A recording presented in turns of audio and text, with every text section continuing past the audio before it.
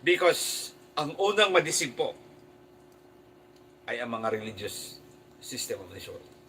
Do you think Catholic will not be deceived?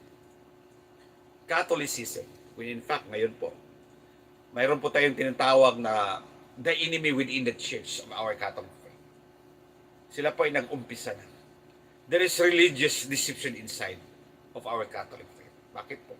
Tayong mga Katoliko, nako, hindi naman lahat. Mahilig po tayo sa yung mga milagro-milagro. One time po nangyari dito sa Cebu. Yung mukha ni Jesus nag-appear sa banana. Ay maraming mga Katoliko pumunta at nagsindi ng kandila at sila po ay nag-pray. Sino po ang unang madisib? Katoliko.